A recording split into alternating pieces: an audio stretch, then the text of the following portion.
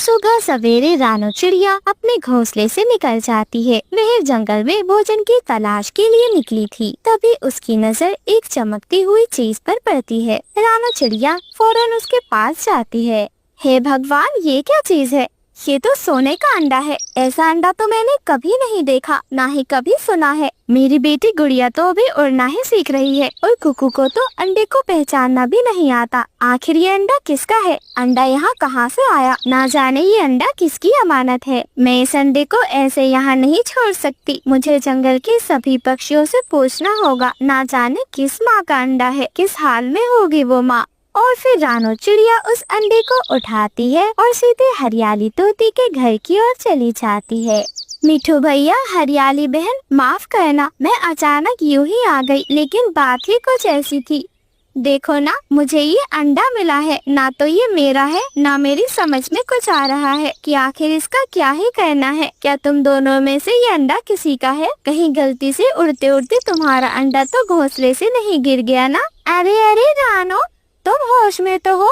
हमने कभी कोई सोने का अंडा नहीं दिया है, ना देखा है, ना सोचा है। हमारे अंडे तो सादा सफेद होते हैं और वो भी हम खुद अपनी आँखों के सामने रखते हैं। रानो, तुम मजाक कर रही हो या फिर सचमुच घबराई हुई हो तुम?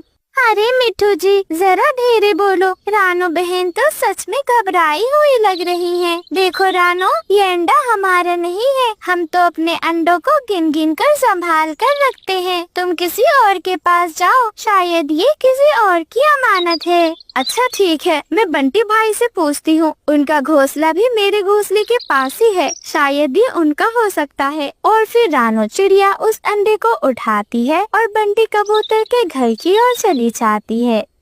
बंटी भैया, मुझे आपके पास एक जरूरी बात के लिए आना पड़ा है। मुझे ये अंडा मिला है। ये कोई साधारण अंडा नहीं है, ये एक सोने का अंडा है। कहीं ये आपका तो नहीं? शायद किसी उड़ती चील या फिर पक्षी का तो नहीं गिर गया? अरे अरे रानू बहन, ये तुम क्या कह रही हो? सोने का अंडा? तुमने मुझे क्या समझ रखा है? क्या मैं राजा कबूतर हूँ?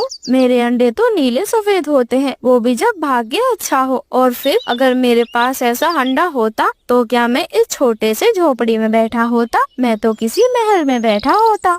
तो फिर ये अंडा किसका है? मुझे कुछ समझ नहीं आ रहा। एक आखिरी कोशिश करती हूँ। कालू कौवे और गौरी कवि के पास जाकर देखती हूँ, शायद ये अंडा उनका हो। और फिर रानो चिड़िया फिर से उड़ान भरती है। बेचारी थकी हारी कालू कौवे और गौरी कवि के घर के पास जाती है। कालू भैया, गौरी बहन, माफ करना, आपको तंग कर रही हूँ, लेकिन आज एक अजीब बात हो गई है। मुझे ये